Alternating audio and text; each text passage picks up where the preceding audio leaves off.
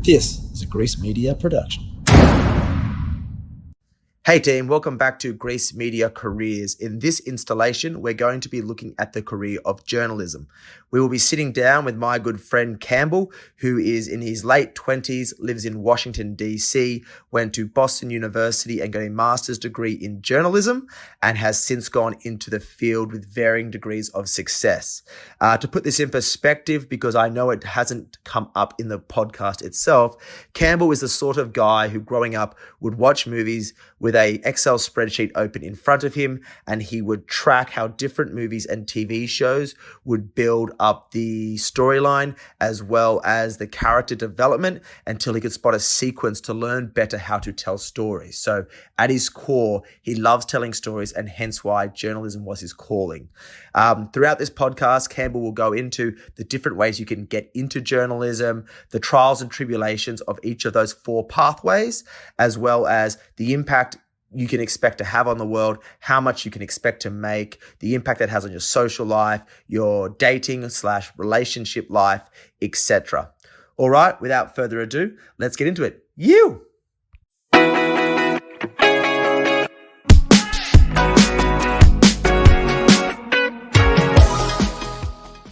What are you here to talk about today?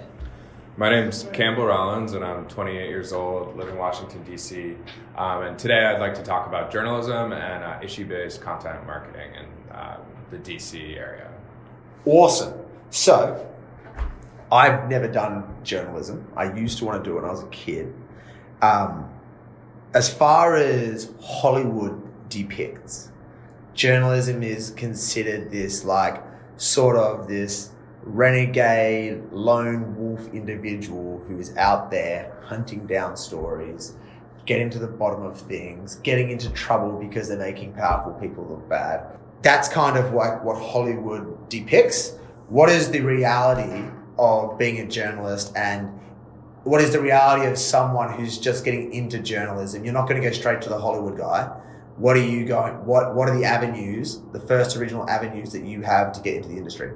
Yeah, I mean, that reality it does exist in the journalism industry. You can get to that point. The truth is, though, that it takes a while to get to that point. And there's only a few people, probably at every single publication in the country, that are actually operating in that world, where they're just truly this hard-hitting investigative journalism. To get there, from my experience, you graduate school, whether you're graduating undergrad, I graduated grad school, there's kind of four different buckets of paths that you can take when you leave school. So the first one, and I'd say the one that most professors, especially old school professors, are kind of ushering kids down this path, is the local newspaper. They argue that to really get your chops in the journalism world, to cut your teeth, you need to bounce between community paper, kind of working your way up to one of the really well-established papers. So that's the first one. I'd say the second one is the fellowship internship route. There are a ton of fellowships that can give you money to report stories that are longer, first of all, but more interesting and you can be more passionate about, where you're only working on one story and you can get a chunk of change to go report that one story and work with that organization. Kind of within that same bucket, because I'm thinking of these as kind of higher end name brand organizations or publications that are giving one-off opportunities or internships. So they basically give you a bunch of cash to go investigate something that covers your costs, but it's not paying you to do it. It just covers your operating costs to go and do something and bring back a kill. You don't then eat the fish. Yeah, exactly. So you're getting a notch on your resume, which is a really well-established brand that you worked with. But there's no security after that. You're not guaranteed that you're going to get a job from that.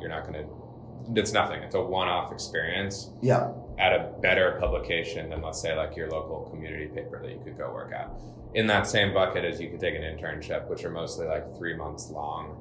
So they're easier to get than an entry-level job. So it would be a lot easier to get an an internship at the Washington Post, for instance, than it would be to get a full-time entry level. Is an internship actually an internship writing, or is it just like? Oh no, that's a good question. It's an admin support role. Oh yeah, you're not reporting anything. Like you're probably what you're doing is they're like, hey, we want to write a story on this. Can you like do some research on this one very small point in the story that we need some like insights on? I need the answer to this question. Yeah, exactly. Yeah. And I've heard actually, in particular, that in newspapers, like internships you can feel like you're really detached from the actual storytelling that's going on. So yeah, right. Those are the first two buckets.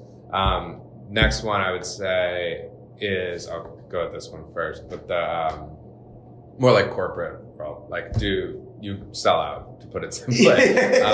Take your writing skills that you've developed that are probably better than most other people in the country because you went to a school that taught you how to write, Yeah. And you didn't get into that school unless you actually knew how to write, and apply it to other industries, whether it's PR, marketing, brand strategy, there's strategic communications, there's a million, roughly speaking, like comms jobs across the country, whether you're in New York and you're doing it more for brand focused, or you're in DC and you're doing it for government policy, et cetera. Yeah. That you can apply your journalism degree and you're going to realistically make more money. You're going to have the job security, but you're not going to be telling stories like you would be if you were in journalism. And then I'd say the fourth, you're telling stories, but you're not telling the stories you wanted to tell. Oh yeah, you're definitely telling someone else's story that they need you to make the story good and make it sound great. Totally. And like, I mean, let's be honest, like I went down that route and my resume literally says digital storyteller on it. Yeah. I still consider myself a storyteller. Yeah. So that is one route. And then the last path that is most in line with like what you said to start that, the Hollywood vision of it, and that actually is possible when you leave college, is the freelancer. And that's when, like, if you want to freelance, you have to be so damn committed and so damn good at writing and so good at networking to get your stories in front of the eyes of editors that are actually going to give it a chance. Yeah. That it's really, really tough. It's probably the toughest path to take. But the most committed, the most talented journalists, I think, are able to make it in that space. It's just intense. Like, you need to take risks and find really interesting stories that people want to write, and be comfortable possibly living in a car to get that story, and bouncing around. But those are kind of the four buckets. Yeah. So let's just go back to the first bucket. You said there's a hierarchy of newspapers. Mm-hmm. So you have the Washington Post at one end, and you said you started off and you've got, a little paper, and then a bigger little paper, then a bigger little paper, and then you have like the Boston Globe, Washington Post. What does that mean? Yeah. So and how depressing / good are each? Yeah. So like, let's look at Boston for an example, because I went to school there and I'm from there. So there were students from my graduating grad school class that were going and working at papers as small as, towns that are 5 towns outside of Boston, tiny little quaint farm towns that have a little local newspaper where every story is probably being paid like $20 for that story. So you've got those, and then you've got your Boston Herald, your Boston Globe. You can kind of work your way up, and then you've got the big wigs of the Washington Post, the New York Times, Politico, like these kind of like higher in the newspaper world. Yeah. So if you're going to go work for the small ones, right? And that's kind of where you have to get your entry. It doesn't matter. It sounds like it doesn't matter where you study journalism. Mm-hmm. It's not like if you went to Harvard, then you get into Goldman Sachs. It's like, it doesn't matter where you study. Everyone gets in at the same entry level, right? Mm-hmm. At like a small newspaper. And then if you're going to go work at that small newspaper, then the implications of that on your life is that you have to be prepared to move away from the city where all your friends are working and making good money. Yeah. You need to go live in a shithole and record the news about the local news. Yeah. So that's quite a big life implication associated with this career. Yeah, totally. So people were graduating, and some of them got jobs at the small papers outside Boston, so you could still live in Boston and commute out. Yeah. But other ones were, I had a friend have to go up to Bangor, Maine, which is in the complete middle of nowhere, to work for some daily out of Bangor. Yeah. And I think she stayed there for like 2 months, because then she was able to do well, get some clips under her belt, and move back to where she wanted to be. But the idea that you have to move out, and it really takes a long time to get back. So I had a friend take a job in Martha's Vineyard, which is obviously a pretty fun, interesting place to live, but not a big paper. Probably wasn't making very much money. Yeah.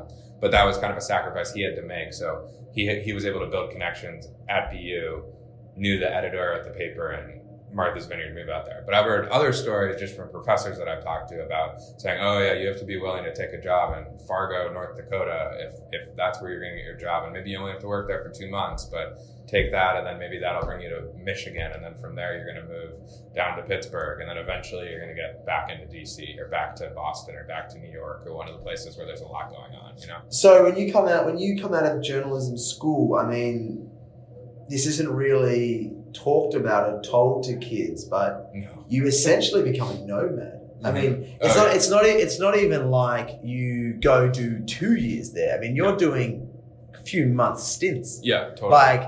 It's not enough time to make close friends. No. It's not enough. How do you get a lease? Yeah. No, how do you live? Not only do you have not enough money because it's not paying you very well. How do you even secure housing for 2 months? I mean, you'd have to stay in a short-term lease or a hotel, an Airbnb, and that would be more expensive than the money you're making. Yeah. So it's retarded. It's a broken system. Yeah, exactly. And it's crazy because you talk to professors at the school that you're paying so much to go to that have been there and they're tenured and they've been there for 30 years, and they're talking about this culture and this what you have to do like that as if it's this badge of honor that they went through, and it's glorified in this way. And to me, I was like, no way, I'm not gonna do that, you know. Yeah. So then there's other routes we can take. Some people go get internships at the big. So it would be a lot easier to land an internship at the Washington Post, although that's not easy at all, than to land an entry-level job. Some of these places will pay you, some of them won't. There are obviously no job security because if you're going to get an intern, it's probably going to be for your summer after you graduate for 3 months, but it's a way to get a big name paper, a big name magazine on your resume. Yeah. So that's another way you can go. I'd say linked in that bucket would be fellowships too, which is what I ended up doing. Yeah. Then there's also...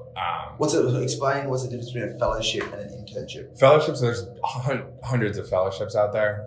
There's actually, and I can get it for you, I would need to find it, but there's this awesome list of internships and fellowships in the journalism industry for seniors and graduating grad school people, and it's a list of 200 of these things. But fellowships would be they give you a grant to go report one story that you pitched and you want to report. Why do these exist? Honestly, I think it's probably a way. How do they exist? The one I got was through the Pulitzer Center on Crisis Reporting. So this is an organization that provides funding for freelance journalists to report stories that wouldn't get reported otherwise because publications no longer have the money to be sending journalists all around the world to report stories of public health and global health. Because the newsrooms are shrinking. There used to be stations all across the country. Yeah. The New York Times would have stations in almost every country across the world. Yeah. It's no longer the case. So this organization gives funds to journalists to go report those stories, and they are dedicated to doing that for 20 student journalists every year. Yeah. Because the idea is cultivating that next generation of journalists. So, and they get, if you're giving money to the best journalists when they're students to go report stories, chances are those students are going to end up making it in the journalism world and want to return to your organization, and it's kind of creates that cycle. Yeah, Roger. So if you are coming out of university, it'd be good if you explain your fellowship experience just so people can put it in context. But actually explain your experience and then I'll make the point I was going to make. Yeah. Okay. So I guess backing up a little bit more. So I did I did a year of grad school, and I did not want to go do the track where you have to bounce all around the country. That was for a lot of reasons. I got engaged.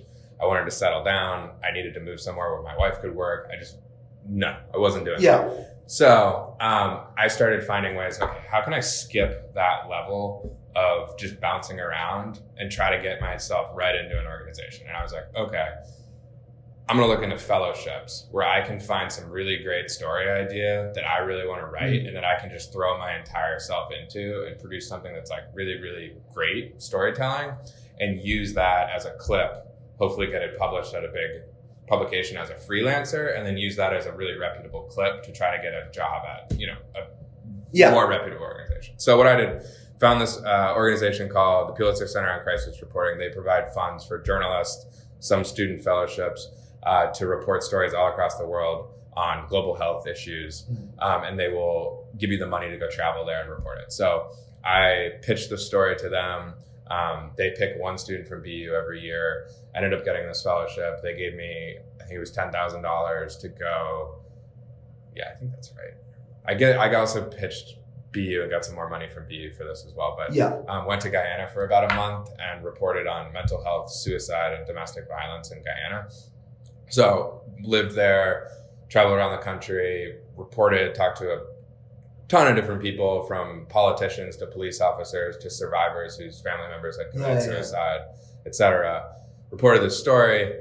Through the organization, I met an editor at NPR, and I networked the shit out of Washington, D.C. using the name of that organization, and just used that to meet so many different people. Like, I met people from the Washington Post, NPR, Politico, The Atlantic, like really just was putting myself out there, Vox, and was pitching these people and just talking about how the story was coming along.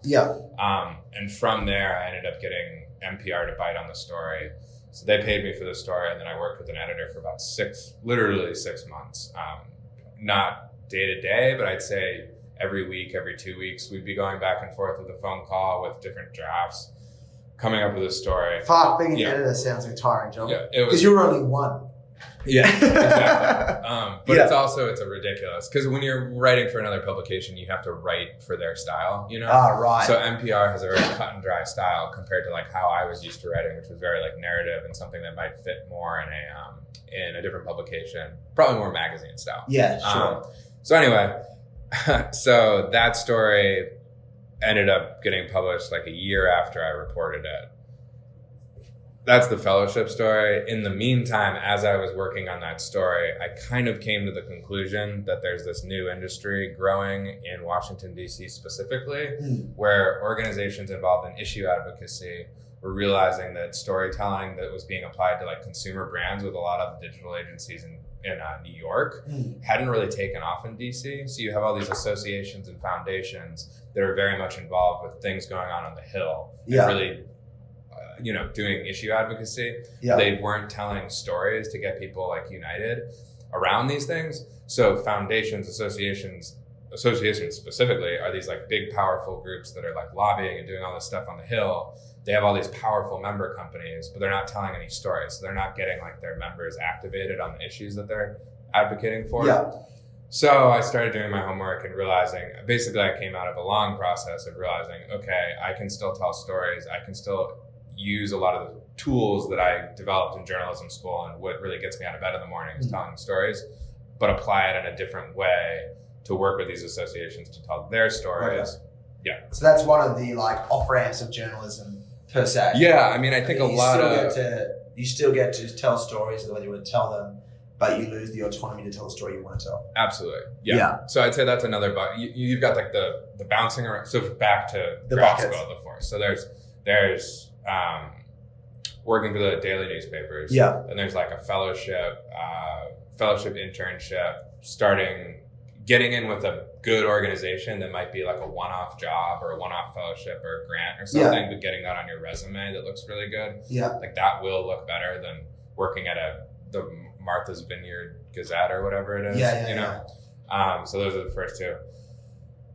Kind of selling out, if you will, and going like corporate, going into PR, going into marketing, like that, like I ended up doing. Yeah, exactly. You can make more money doing that, and or freelancing. And freelancing is a way that you kind of your vision that you said earlier when you started this conversation on like what people think of journalism. If you want to freelance and you have the grit and the stamina and the aggression and the relentlessness to like go out there and do it, and you're a talented writer, because if you're not a talented writer, you're not going to make it doing this. Like you can make it. It's just it's a slog. You're shooting for the moon. You're shooting for the moon, and it's very risky. Like because you're not building your resume. You're a freelancer. So like, let's say for 2 years you try to freelance, you only publish a few stories. Maybe you can make it work because you had money saved from before you went back to grad school. Maybe you can make it work because you had family money. Like who knows what your situation is, but you can make it work.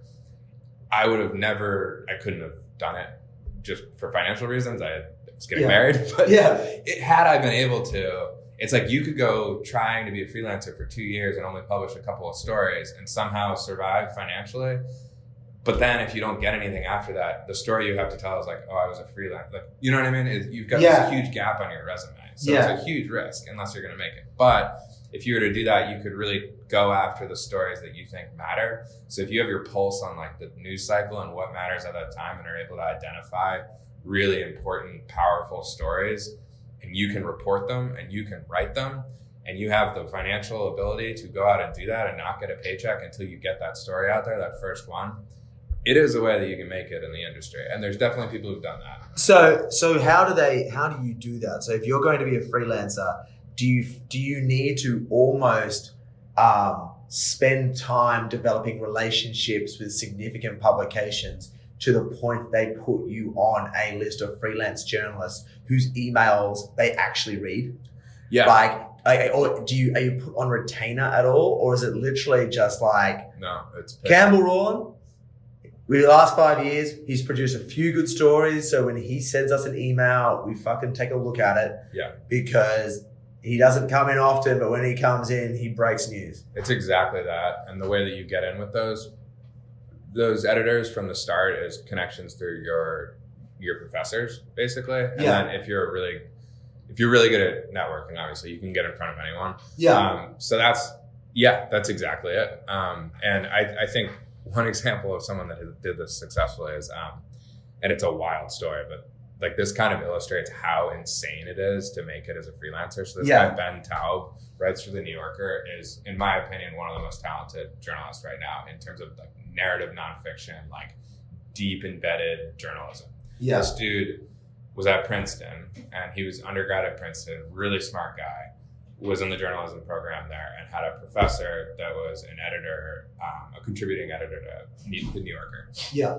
And he was really interested in the Middle East, and he left school, took a year off, and went to Syria and lived in Syria for a year, and wrote this series for the New Yorker called the Assad Files about Assad. And, like has wild stories. Like I've seen him speak a couple times, and I've met him a few times, and like he like almost died multiple times. Like I think I've met this guy. Really? Is he like white with dark brown hair, like kind of Jewish looking? Yeah. I've met this dude. Really? I met him in DC like a year and a half ago, and he's like, "Yeah, I've been living in fucking Syria for like last year." I was like, "Really? Where'd you meet? I can't remember. It was at the pub. Like he was friends with people that I was hanging out with.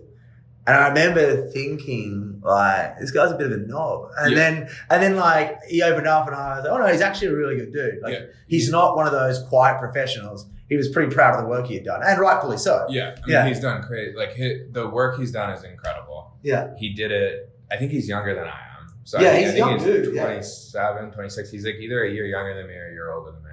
And I mean, he's writing stories for the New Yorker. Like that's like the creme de la creme of like writing, you know what I mean? And so that's one way you can do it. So you can do it if you're willing to risk it for the biscuit. Yeah, but I mean, think about how insane that is. Like he literally risked his life as like a 19-year-old. So what you're telling me is that the journalism career in 2019 can be so difficult to get into that some people are literally risking their lives to raise above the detection threshold. Yeah. That's almost the extent you need to go to get yourself at a young age a job in journalism that pays well. Yeah.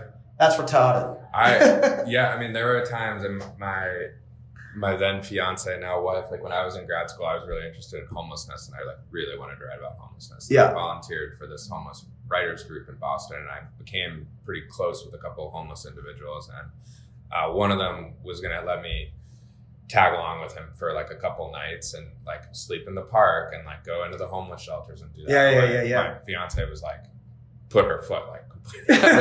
You're not doing that. But like in my mind, I was like, I know I could report this story and I could write it so beautifully and it would be awesome. But it's like, you're kind of like to go into homeless shelters are like prisons. They're like scary fucking places. You know what I mean? And like sleeping in a park at night and like that's also not great, you know. For him, he's like, I'll give you the story. Yeah. The moment you fall asleep, I'll get your fucking money. Or like, you know, other. Because I would if I was him. Yeah. You definitely rob the guy who's got cash on him that is just asleep next to you. But who knows what else? You know, so like that is the type of things that I think go through people's mind. I mean, I went to Guyana and reported on domestic violence. Like that was, I mean, it's not the safest place. I had some sketchy situations when I was there, but like it's, you know, you have to like really, that's how you make it in the freelance world, I think. So in the fellowship space, as you were speaking, I was thinking about this. If you're not trying to put money away for a rainy day, there is a world in which you could just go from fellowship to fellowship and travel the world and just make sure you have enough money to pay for yourself. And as long as you synchronize your fellowship, so you're not like haven't got big out-of-pocket points in between, you could do that to build yourself up on someone else's dollar to be like, get your resume, right? Yeah, you could definitely do that. They're not easy to get though. That's the thing. So you're banking on being able to line up a bunch of those in a row, which is kind of banking on a lot. I think that would be a route. There's a lot of people that I met in the Pulitzer Center program that I went through were journalists that had made it, that came back and spoke to us, that like started by doing this fellowship program.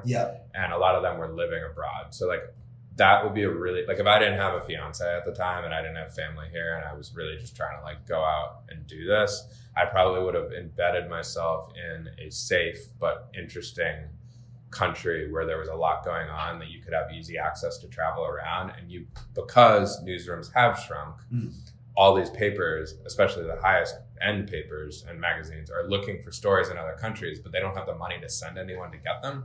So if you become like the person that's living in wherever, Senegal, and like anytime like something comes up and you develop these relationships with the editors, then you can be on the ground floor as soon as something happens and they need like a really quick news story. You write that quick news story and then you keep in touch, and then you're like, oh, actually now I have a feature story and it's 5,000 words and I want to publish it, and then you can get in that way. But again, you're risking any sort of job security by like moving to basically a developing country, because that's where the stories are. That's where you can live really cheap, to live really, really cheap and report like any little story that happens. You know what I mean? Okay, so if those are the four buckets, right? So you've got small town papers, at which you need to basically sacrifice any quality of life because you have to live in a small town. And then you've got the fellowship programs. So you're likely not, because you left this off the end of your thing, but you got paid how much after all of that? Oh yeah, I think it was like $300. So you got for $300 NPR, for NPR, right? So NPR, NPR, it was like 2,500 words, 3,000 words. Like it wasn't a short piece. So you weren't out of pocket because they funded you through the fellowship, but when you actually sold it, you got $300. But I also ended up going out of pocket. Okay, all right. So. I mean, theoretically, you shouldn't have gone out of pocket, but you ended up going out of pocket. It was worth it to me to like spend a little more, so I ended up. I mean, I didn't go, but I went through my fellowship money plus a little bit of some, plus 6 hours of 6 months of work. To get $300. All right, so that's fucked. And then there is the corporate sellout.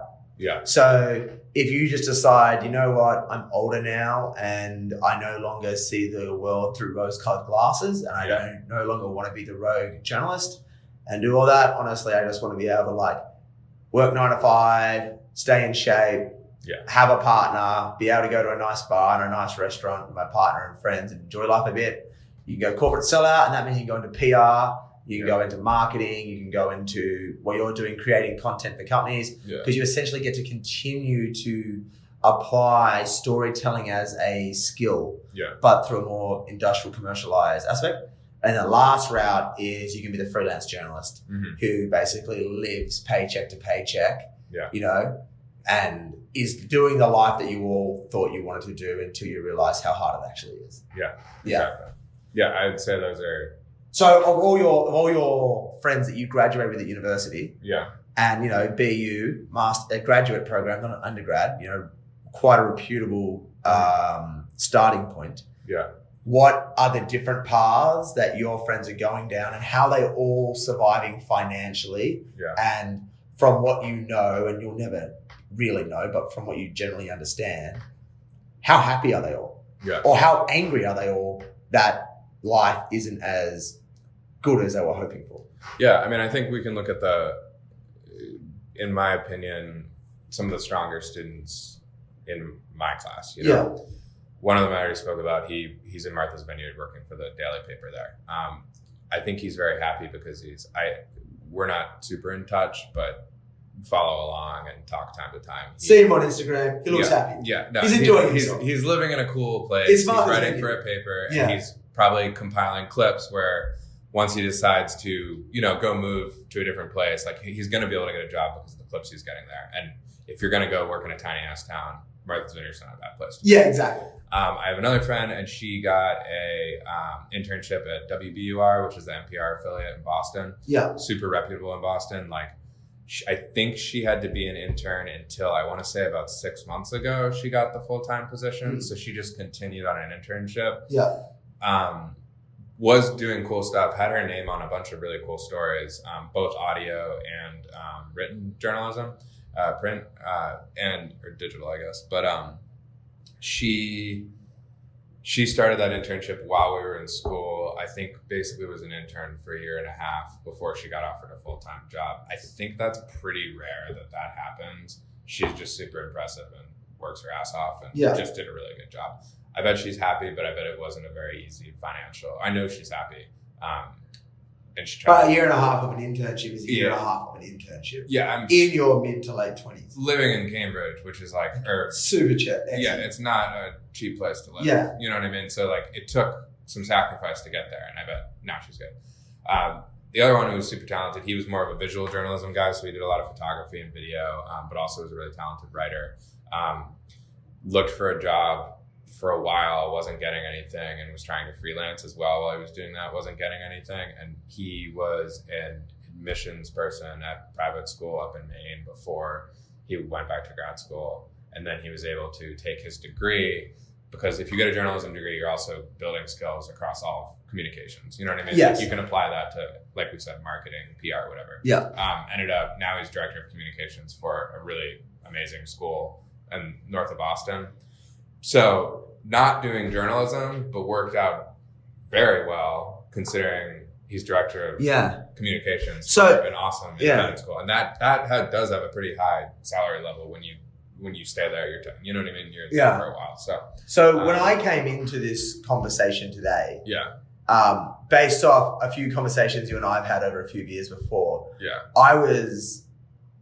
I had pretty much drawn the conclusion that going to school for a journalism degree is probably not the best idea. Yeah. And the opportunities that exist for you are pretty slim. Yeah. And even if they exist, at the end of the day, like, even if you get given the opportunity, your ability to turn it into a flower, like, regardless of how hard you work, is still, there's a bit of luck, quite a bit of luck in there, right? Yeah, absolutely. But that said, if journalism degrees are quite highly regarded in the commercial sector, such as PR, marketing, communications, government relations, whatever you want to look at, then really, like, one could look at the trajectory of a budding young journalist as, hey, graduate, try for 5 years. If it doesn't work, take the off-ramp, sell out, and you can still make a formidable career. Yeah. Is that the case? Or are the ones that you're telling me about who have taken the off-ramp, yourself included, and got into a relatively well-off, high-paying, white-collar job, are you guys the exception to the rule? Yeah. That's an interesting question. Yeah, I don't know. Most of the people that are still trying to be journalists from my class have not found much success. The people that I just listed were, through my time in grad school, I considered to be the best in my class. You know what I mean? There's one other woman who has done pretty well. She's bounced around between different, she took an internship first with USA Today and then with the Wall Street Journal. And now I think she's at like Market Watch, and she's done pretty well, but she was the best in the class. There's a lot of people that aren't making it. Looking back, I'm just like an aggressive networker, and I'm always going to be trying to meet other people, and I'm always going to be putting myself out there, and I'm comfortable around people. And I've been able to spin my story into something. Yeah. If you're not someone, well, first of all, if you're not able to spin your own story, you probably should be in journalism. But, second of all, like, if you're not able to do that, then like absolutely not. I don't think it's worth getting the degree. Looking back, you could go get a job on Martha's Vineyard as a reporter, or at least an internship somewhere that could lead to that job. No matter who you are, if you have the writing chops. So take a class in feature writing or in basic news writing, because there, realistically, in my 6 semesters of grad school, there were, I would say, 3 classes that really taught me anything about writing, and they taught me everything about writing. Yeah. So I could have taken those classes. There's so many avenues to take classes now, you know what I mean? That I probably could have found classes, whether it was in Boston or in DC or even in Jackson Hole, where I was living before all of this, online, that I could have learned like the basics of news writing. Do you need the degree to get the entry level job? I think it helps. It depends where you went to undergrad, probably. Like if you went to Yale or Princeton or NYU or someplace that has a really good undergrad journalism program, no. But like, what if you don't go to college at all? What if you start producing your own stories just on your own when you're a young kid, while you're also working at a bar to pay the rent, right? Yeah. And you just write these stories, and when you're, let me phrase it another way. When you apply for a job, do they ask for your portfolio of work, or do they just look at your resume? And if they ask for your portfolio of work, will they actually read what you've written, or will they only care if it's a legitimate publication and you've actually written something? Because if they don't care like where it comes from and they do look at your portfolio, technically you could just write your own stories and then present them and be like, this is my ability to write and this is my style. And if they like it, then you could write because you put words on paper that are good. Yeah. So in journalism, and this is something that I was talking to my old mentor and former professor last week about, clips are all that matter. When journalists and the journalism industry says clips, that's the currency. But they mean published articles.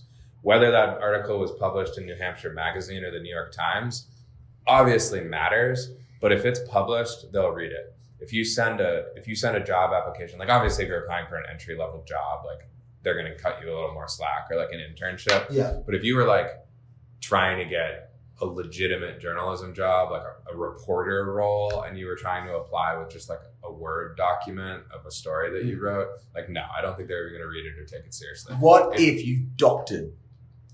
Is that illegal? What if you like said, oh yeah, this is the Martha's Vineyard Times, it's a legitimate paper, and then you just put your words on what looks like a real screenshot of the page? I would have ethical problems.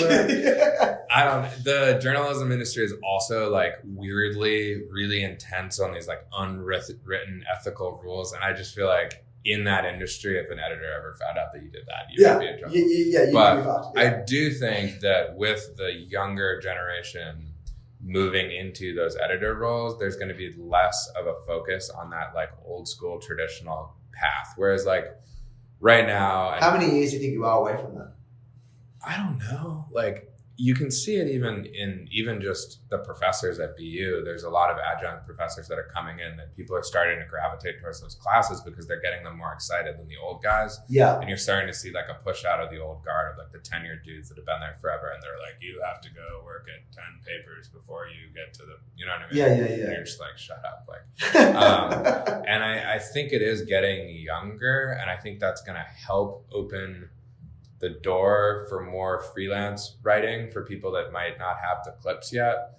But I still think at the end of the day, they need to see the clips. But like, I was able to get people to start looking at me with writing after I published a story in South Coast Today, which is some like random ass local newspaper in the South Shore of Boston, kind of near the Cape. Yeah. And like, that was sort of my in.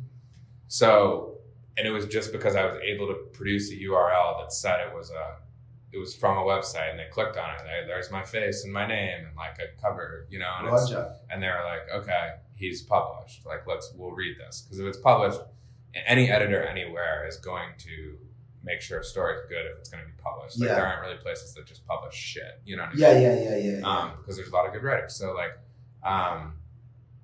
yeah, I mean, I don't know, but you definitely need to, the other whole part of this is pitching is an art, and that's something you can take classes on. It's great to just find a good mentor that can tell you how to do it. But the first step of getting someone to read your clips is to send them a pitch of a story, like an editor to read your clips, is to send them a pitch on a story idea that piques their interest like that. And they're like, whoa, that's really cool. Who's this person? Oh, are they published or not? Are they sending me a Word document? Like if some 15-year-old that decided they weren't, or 18-year-old decided they weren't going to go to college, they wanted to be a journalist, they were going to skip that and they just were going to go straight, and they had phenomenal ideas. I don't think that you could pitch any sort of reputable publication, even if you wrote a perfect pitch that had a great idea, if the writing samples you attached were Word documents of like things that you had wrote that weren't published. Right. Which makes it really challenging. Yeah. So I wouldn't say, like, back to your, you said like because of our past conversations, you don't think a master's in journalism is worth it. I think I agree with that. I got one. It has worked out very well for me, but I was very deliberate about the steps that I've taken. Mm-hmm. And I wouldn't say I've like made it, like financially I'm like doing fine and like everything's good and I enjoy what I do day to day. But like I'm definitely not, only 3 years out of grad school or whatever, 2 years out of grad school anyway. So, but it's been worth it for me.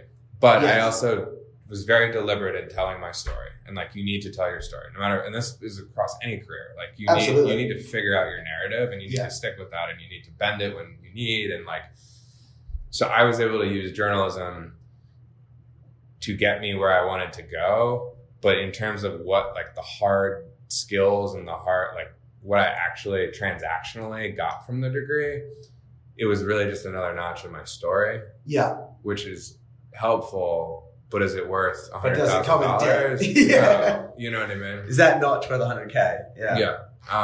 So well, you were saying that your younger brother wants to go into journalism, and you're umming and ahhing as to whether try and encourage him not to. Yeah, I'm telling him not to, and he's looking. I'm telling him to go find innovative media outlets that have different revenue models than like your traditional papers, and trying to get it on the marketing side.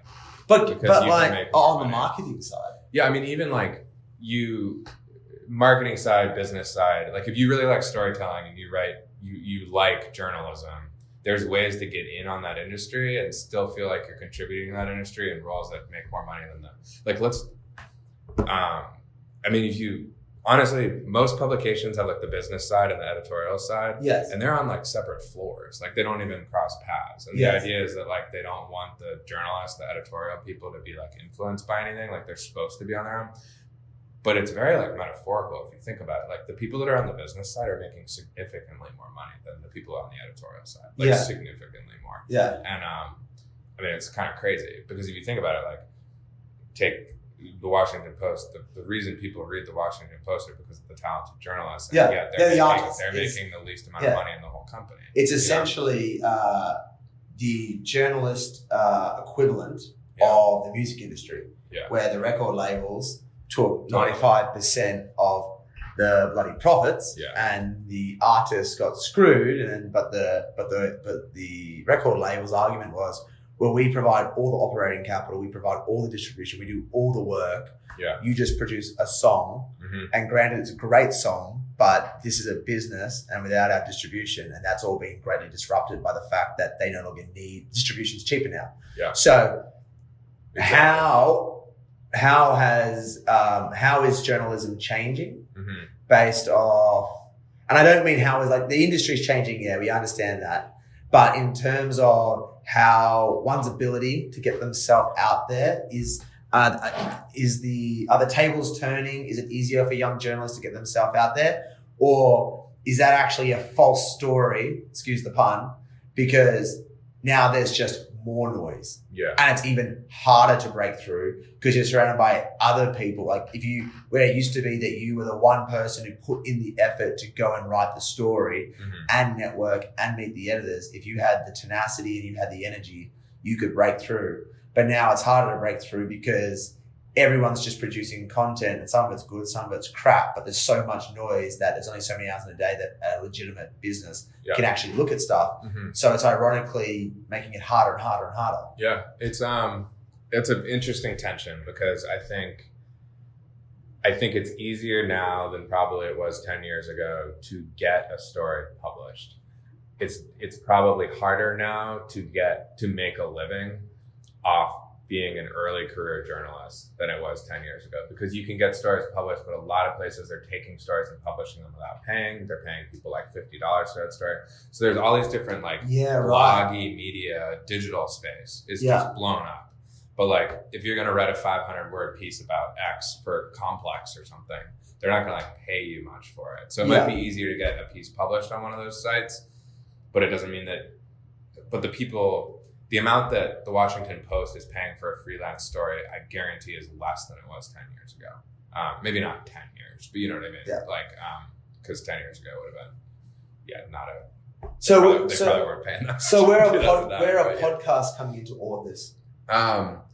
Yeah, I mean, I think podcasting is really interesting. I was talking to a producer at Politico this morning, actually, on the phone about, and he's an audio producer at Politico. Yeah. And he was talking about how radio is kind of lagging behind the rest of journalism and digital media. Yeah. And it's because where do you listen to the radio? You listen to your car. Yeah. And the average age of a car in the United States is 11 years old. So if you think about it, because of that, radio and audio is like 11 years behind the rest of journalism, because most people are driving cars that don't have the technology to support the present day stuff. Yeah, right. So podcasting has been taking off in the last 3-4 years is when it really is blowing up. Yeah. And I think that's the beginning of it really blowing up because radio is still surviving. You know what I mean? Like people are still driving old cars and they're still getting on the radio and they're still listening.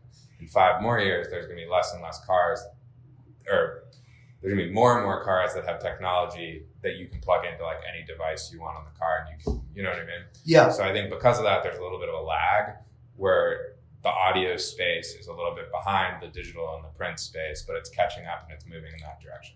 But what is the opinion of podcasts by the journalist community in terms of prestige? Oh, I think it's high. Really? Yeah. It's not considered like, real journalists write, as opposed to record and talk. Anyone can record and talk. It takes commitment to sit down and write. No, totally. I had never thought of that until you just said that. That makes a lot of sense that people would think that way. But like coming from grad school and from that world, I've never heard anyone like scoff at journalism. I think radio has always been, NPR has always been like really well respected, like broadcast journalism, and that's kind of morphed into podcasting. But perhaps it's because podcasting really blew up with podcasts like S-Town, which is, you listen to S-Town? No. Incredible podcast, like some of the best storytelling I've ever heard in my entire life. Like you should definitely check it out. And good little plug. When podcasts like that are the reason that people are like, oh shit, podcasting, I think maybe that helps with the prestige. I don't know, because it's flashier. Like a podcast series comes out and people are like, oh, you guys got to check out like S-Town, check out Dirty Dan, which is another really crazy, awesome podcast. And it's like a series. It's like a show. You know what I mean? Yeah. It's like checking out a show on HBO. Whereas like no one's like, oh, check out the series that the Boston Globe did on mental health. And you know what I mean? In 2015. But people are still like, oh, you haven't listened to S-Town yet? Like, check it out. And that came out in like 2015, 2016. Right, yeah. It's true. So, it makes sense. It's like old movies. Yeah. Whereas old articles, it's true. No matter how you think about it, written journalism has a timestamp, but audio journalism doesn't. Yeah.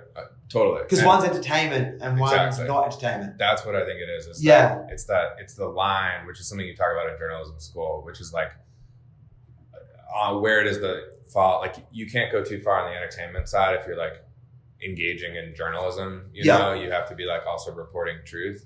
But podcasts do a really good job of like lying in the middle where they're telling a true story and it's all about getting the truth most of the time, but it's also about entertainment. So it's kind of an interesting thing. I don't know. I mean, I think podcasts are trending in the right direction. Like I think because as the shift away from radio continues and to the point where like AM, FM radio is like no longer actually really a thing. Yeah. Then there's going to be more and more marketplaces for podcasts that are out there, and people are always going to want content. So right. I don't know. So just in the interest of time, because I know you have to go to work. I'm good, but yeah. What? So I mean, it's kind of been inferred already, but just to like. Something I really like to do is try and help listeners put themselves in the shoes and basically do their own self-selection in or out based off what your answer to this question is. But in considering the hardships of journalism as an industry to break into, what sort of person is more likely to succeed? And if you're not that sort of person, why should you not? Because it is hardship. And I'll give you an example. So I interviewed a friend who was a lobbyist. And at first he was saying, you know, people who are extroverts and love to network and get along with people succeed, right? And so for people who are listening to that, who want to be lobbyists but are not that, they might be like, oh, well, fuck you, man. Like, I can fucking do it. But then he's like, but the reality is, you have to go to dinners and drink alcohol with people you don't know like 5 times a week and lunches 3 times a week. And then in December, you might go to like 4 Christmas parties in a night. Like if you're not the person who automatically enjoys that and looks forward to that, you're going to hate the job, man. Mm-hmm. So it's not about whether you can do the job based on your personality. It's about whether you like the job, because the reason people succeed in the job because they're an extrovert is because the industry and the experience requires an extrovert. And if you're not an extrovert, you'll hate it. So in the world of journalism, what is the equivalent of that story or that paradigm? Yeah. So like 3 things that a journalist should be. So, well, what kind of person succeeds in journalism?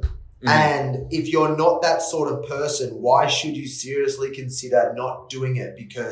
Not because you won't succeed, but because you probably just won't like it.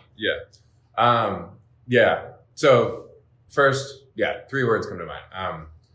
You have to be an empathetic person. There's a couple of reasons for this, but the biggest one is that to be a good journalist, you need to embed yourself in any sort of situation and be able to like feel what's going on and feel what the other people around you are thinking. So if you're not someone that can enjoy spending 6 hours with some firemen because you're writing a story on them and be able to like really connect with them and feel them and like be able to get to the bottom of like what drives them in their soul, then you're not going to succeed at it and you're probably not going to enjoy it. Yeah, and you're going to enjoy every moment of it. Otherwise, you're just looking at your watch going, fuck, we're like 2 hours here. And most of the time, most of the people that take that first route of working for a different community, they're getting assigned stories. So someone's telling them, like their editor is telling them, hey, go hang out with that dude who's doing X for all day and come home and write a piece about it, you know? So you need to be able to not just, like you need to learn how to enjoy those situations, but also how do you get to that story? You really need to empathize with them. So that was the first one. You need to be relentless, like completely and utterly relentless and disciplined about your relentlessness. And I think it's knowing what you want and like passionately relentless about going out and getting the stories and being committed to hitting deadlines, staying up late, like writing through the night. Like that's just the nature of the business. Because the reality is like you might, for example, go spend all day on a fucking fishing yacht, right? Out in the middle of the fucking like storm, have the shittest day of your life if you're not into that thing. Yeah. and then come home, and rather than having a shower, having a meal, and going to bed, you've got to stay up and write the story. Yeah. Because you've got a fucking deadline. Yeah, but more realistically is that you have to sit on the phone all day, calling and calling and calling, trying to get in touch, trying to get someone to tell you, to give you a quote about something to make the story before you're able to like write the story about that. You know what I mean? Yeah, right. Like when you're going out on the fishing boat, like that means you've got yourself in a good situation. You're getting some good stories. Yeah, you know yeah, what I yeah, mean? yeah. But like realistically, it's like you have to call that county clerk like 15 times today until you get them to give them some like data point that you need for your story. You know what I mean? Yeah, right. And then you gotta stay up and you gotta write it, and you gotta be comfortable like sending your story to an editor and having it be completely scrapped up, and you have to write it again, but you still have to hit that deadline coming up. Like it's very like relentless. And then I guess relentless also in the sense of like to make it, you just have to be like, I'm going to make it, and thus like I'm going to network the shit out of every editor I can find. If I'm trying to be a freelancer, I'm going to be like, get my job at the first community paper, be relentless about writing the best stories I can possibly write, and then be relentless about getting those stories in the hands of an editor at a better paper that I want to get to. You know what I mean? Yeah. And then I'd say like adventurous in a way, because you need to be adventurous to come up with good stories and to put yourself in a situation to get good stories, you know? And I just don't know if you're not an adventurous person that's comfortable, like putting yourself in uncomfortable situations, and you're not, then like, I don't know how you'd make it in journalism, because like, you're not going to like bust through, I guess, unless you're reporting on politics, you're not going to like bust through in the journalism world. If you're really trying to tell true stories, like, not putting yourself out there and getting, you know what I mean? Because people want to read about stuff that's like something that's not normal life. Yeah, that's not normal. Yeah, not boring. So thus you have to be and boring being everyday experiences. Yeah, exactly. So you need to be someone who proactively seeks out non-everyday experiences and be comfortable in non-everyday experiences. Yeah, totally. And the majority of non-everyday experiences can be uncomfortable experiences. Yeah, exactly. Yeah. So I don't know if that answers your question. Okay, so that's like the Like okay, what so type that's of people yeah, are, that's like the personality traits, right? Yeah. So let's look at it from the perspective of what you value lifestyle wise. Oh yeah. Gotcha. So, like, if you want to, if for you a really enjoyable time is being able to go to nice bars and restaurants routinely, like, good fucking luck, mate, because not only are you probably not going to be in the location that your friends are doing that, but two, you probably won't be able to afford it. So what are the other personality traits that are going to either make you succeed, but more importantly, like, if you're not this exact type of person, self-select out, because unless you are, and also it sounds like it's a career where you're constantly being beaten down. You're not constantly built up. So not only are you being beaten down, not only are you missing out on all the stuff your friends are doing and feel like you're not earning enough money and your lifestyle's not as good, but you're being beaten down at the same time. Like, how long can you stay idealistic and optimistic in that environment? No, I've had tenured professors who've made it at big time publications, like straight up say, like, if you're not comfortable not making a lot of money, you know, then like don't go into this industry. And these are like people that wrote books that got published that they sold for movies, and that, you know, and they're getting checks from a university while they're still being journalists. Like, and they're telling you that, like, if you're going to go into journalism, be comfortable not being rich. You know what I mean? Like, putting it simply, like, you're not going to be able to, it's the same thing. It's the same sacrifice you're making if you're going to go be a teacher, if you're going to go be an architect. Like, you're not going to, I don't quote me on this. You're obviously going to like, I don't think editors at the big publications are making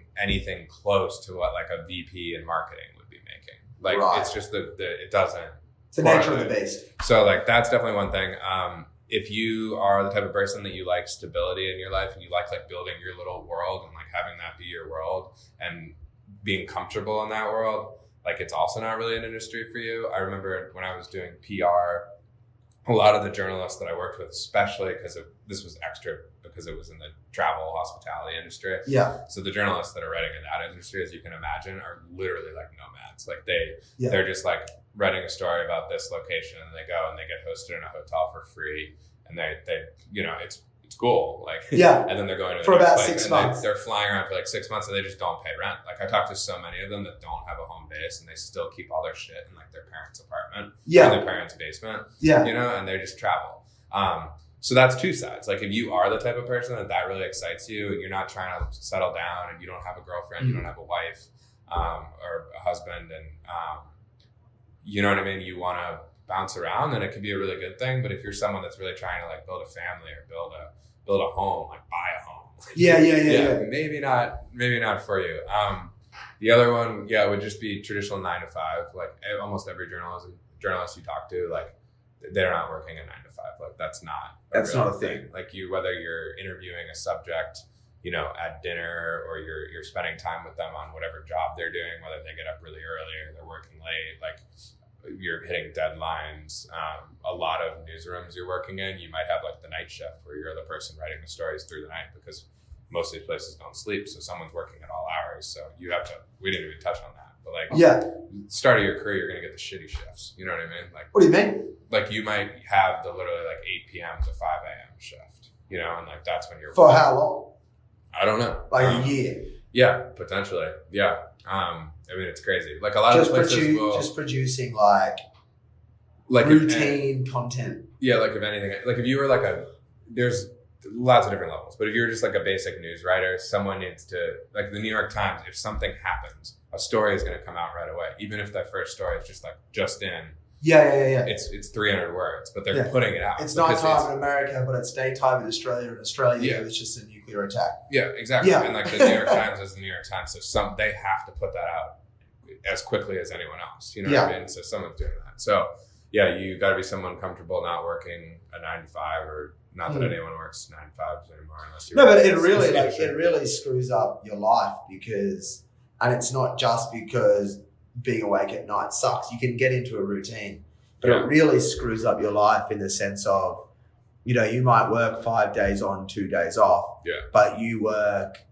Thursday, Friday, Saturday, Sunday, Monday, and you get Wednesday, Thursday off. Yep, exactly. And then all of a sudden you're like, hey, I'm free, let's go out and party. Yeah. And all your friends are like, no, man, I have to work. Yeah. Totally. And so your social life takes an impact. So that's more likely to occur in the journalism field, especially in your early years, than in your traditional or in other careers. Yeah. I mean, I think those are obviously, traveling costs a lot of money. Like I'm in my wedding circuit right now, so I've been to 15 weddings in the last 2 years. Like, had I stayed in journalism, I wouldn't have been able to go to half those weddings. Yeah, that's a good point. Those cost money. So another thing to think about, because you want to go to your friend's wedding. Yeah, and exactly. Unless you have family money or your parents will give you a loan or whatever. Yeah, you can't go. Yeah, exactly. It can impact your dating life. I mean, I imagine there must be so many journalists out there who, I'd love to take you out for dinner. I can't afford it. Yeah. And it's embarrassing if you can't afford to pay for a meal on a date. Totally. Yeah. I mean, most of it comes down to lifestyle and job security and finance. Based on your experience, at what age have you met journalists where the idealism starts to wear off and reality starts to set in, and they start changing their values and where they want to go? Is it as young as mid to late 20s, or is it more like early 30s, mid 30s? What do you mean? When you're younger, you're idealistic and optimistic. Yeah. When you graduate, you're idealistic and optimistic. Yeah. And then you might get a job. Your first job might be great. It might suck. Yeah. Most likely to suck. At what age roughly, or experience in the time in the job, do you see more journalists saying, you know what? I don't care about the story anymore. What I care about is a steady paycheck and a bit of routine and a bit more money, and I'll do whatever I have to do to get that. And if I have to get out of this, then fair enough. Yeah, to be honest, I don't really know, just because my peers from grad school we're all 2 and 3 years out of grad school. So they're still pretty fresh in the game. And the people that did leave did so, I don't think because they were, I mean, some of them, I mean, I was, but at the same time, for me, it was, I network a lot. So I'd asked so many questions that I felt like I had a really good view of the realities. And I was like, what do I value more? Like buying this wedding ring and getting married and hopefully having a house in 2 years, or, you know what I mean? Yeah. Or like not doing that stuff and frustrating my now wife because I wasn't able to afford a wedding ring. Yeah. So I chose that path. And I think like my buddy who's working at a private school as a director of communications like that, he was doing that before he went back to journalism. And I think it was like, it helped him get to that director role, which is a great position. And he loves that stuff. And he always loved that stuff. And I think deep down, maybe he knew he was going to eventually go back to that, but he wanted to maybe check out the journalism thing. Yeah, right. So I don't know. Most of the people that were in my, so I guess that's the answer, is most people in my class are still trying it. So they haven't. It hasn't worn off yet. The idealism still is there. And who knows how many of them will like make it in the big journalism world. You know what I mean? Absolutely. And power to them for continuing to try. And maybe our values are just different. You know what I mean? Yeah. Like I don't knock anyone for, obviously. Like, absolutely. I wish I was in a situation where I could like keep doing it because it's a really fun career. But I mean, I wish I could have fast forwarded 10 years, but not aged. And, Just see like, did I make it? No. All right, cool. Yeah. Off ramp. Exactly. Because the other thing is like, you know, the dream in journalism is to be able to write the stories that you want to write, and like, did the stories that I wanted to write necessarily have a market of people that wanted to read those stories? Maybe not. Like, I wanted to write shit that was about like homelessness and mental health and domestic violence and kind of like gritty shit. I don't know. I just that's like I wanted to either do that or I wanted to write stories that were like the cool human interest stories behind sports, you know, like, and people definitely do that. Like this guy, Baxter Holmes, that writes for ESPN, is an incredible journalist. And it's all just these like underlying stories about the NBA that like aren't really that much about basketball. Yeah. You know? And it's about the ecosystem of basketball. Yeah. I mean, he wrote a story about the NBA's obsession with pregame sandwiches. There was like 6,000 words and won a James Beard Award for it. Like, really? Yeah. So like, and he wrote this other story about Greg Popovich, the coach of the Spurs, his obsession with wine and how he uses wine to build team camaraderie on the San Antonio Spurs. You know, so he's doing like that would be the dream. Like, that journalist is the man and writes really cool stuff. So you know what I mean. But it's hard to get to that point. So what's stopping you from going out and just making your own podcast? I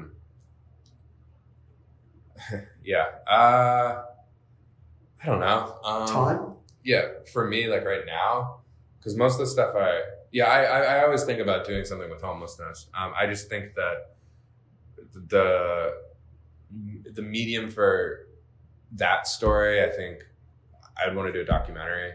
I think it's very visual. But it could also be done with, you know, it just depends on the type of story you're trying to tell sometimes. I had audio files with the NPR story I did on domestic violence and suicide that were really cool. My podcasting, I don't know. I was going to say you can cut this part out. Yeah. I was going to say my podcasting chops weren't very good. So it didn't end up like the sound quality wasn't up to NPR standards, was basically why we ended up having to cut out the audio version of it. Yeah. I know that kind of goes against the... So, you can cut that out. Okay. Well, all right. Well, thanks for your time. But just to like sum up, so it sounds like even in this day and age, if you want to be a journalist, the 4 tracks are essentially starting in small papers, doing fellowships, or internships, fellowships, freelance journalism, or using your journalist experience for more commercial, white collar industry stuff like marketing and PR. Yeah. Mm-hmm. But at the end of the day, like, it's fucking hard. Yeah. Like, you have to hustle. You have to give up a lot lifestyle wise. So unless you are a complete idealist and completely optimistic, and, you know, for you, the vision of becoming the rogue journalist is everything. Mm-hmm. If you slightly value other things such as normal lifestyle, good routine, enough money to hang out with friends, enough having a schedule that allows you to see friends, wanting to settle down, have a wife, kids, and house, and a car, and a dog, by your late 20s, early 30s, you can get that, but you have to be the 1 in 1,000 that makes it, because it's a moonshot. Yeah. Totally. All right.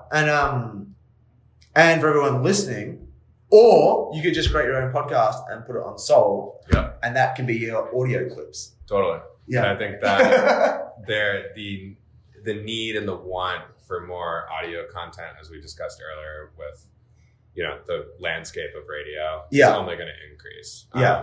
Which is exciting. Yeah, absolutely. All right, awesome. Cheers. Cool. Thanks.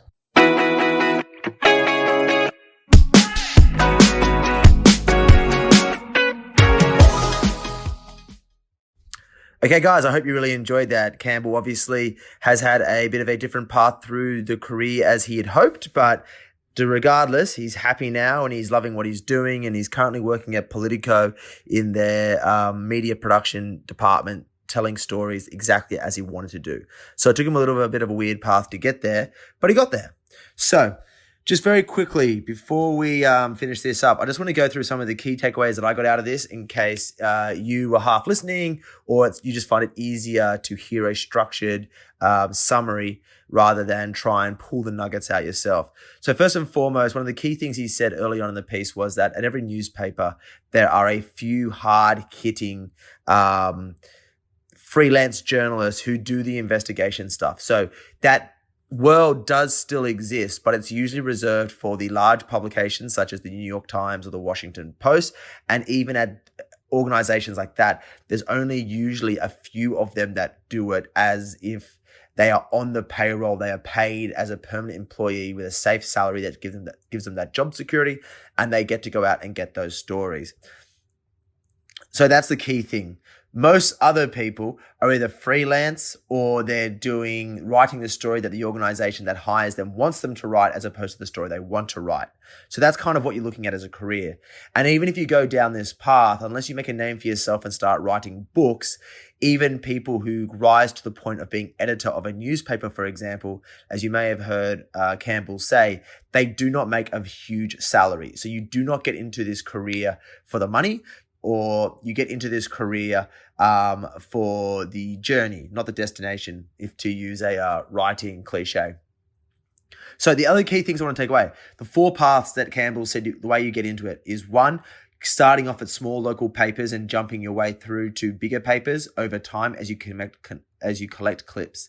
The second way is doing a fellowship/internship. So get an internship at a big paper, do a good job, do shit work, but do a good job, and you might get offered a job to be a journalist or an analyst or a researcher, etc. Or the other way in that category is the fellowship. So going to organizations that offer fellowships and then basically being paid to travel around the world, investigate something, and then write a one-off story. You won't make any money out of it. It will take a huge amount of time out of your life, but your cost to go and write that story will be covered.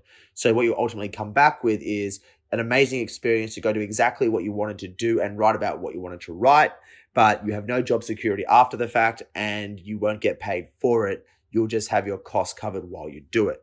So if that appeals to you, then that could be a great option. The third option was to be a corporate sellout, like Campbell said he did, which was to basically decide that your lifestyle, wanting to, get married, buy a house, etc., basically have that job security that comes with the salary.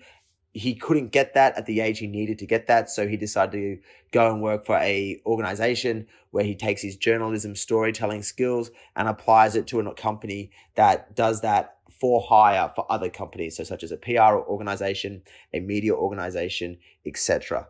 And then there is the last effort, which is to be the freelance journalist. Now, to be the freelance journalist, it sounds like in this day and age, with the death of freelance journalism, sadly, there's only very few people who do it, and those that do it need to be incredibly committed. You need to either essentially have enough money to bankroll you to go and do this, or so what I mean by that is if you have a trust fund or you spend a year working, doing a shit job you hate to earn up enough savings that you can then afford to go investigate something overseas somewhere for a year and live off the savings that you had. And then you can write the story you want that's hard hitting. That's one way of doing it. Or alternatively, like the young guy who went to Syria that Campbell speaks about, go and be that one person who's willing to go to that one place that's really, really dangerous or a really shit place to live that no one wants to do, and be the correspondent for an organization like the Washington Post or the New York Times who can't find someone on staff who wants to go there. So by you approaching them saying, hey, I'm going regardless. Do you need someone? I can be your correspondent. That way you can quickly accelerate your career. But in order to get in front of those people, you need to network. You need to get their attention, which comes with a whole slew of other issues. So to sum up, the 4 ways of getting into this career is jumping from paper to paper, fellowship/internships, corporate sellout, or freelance journalist. They all have their pros and cons. They all come with pretty much no security except the corporate sellout route. But ultimately, you can get into the career and it doesn't matter where you come from or what school you go to. It sounds like the best way to do it is just to start writing and start trying and making an effort. You heard Campbell said it himself, probably avoid school, and so you don't end up with don't start your career with a huge amount of debt because you're not going to make enough money to pay it back anyway. So skip uni, start writing, get attention through creative means, pick a path and go from there. Anyway, guys, if you're looking to get into journalism, I hope that helped, and good luck. Anyway, I'll see you guys in the next pod. You.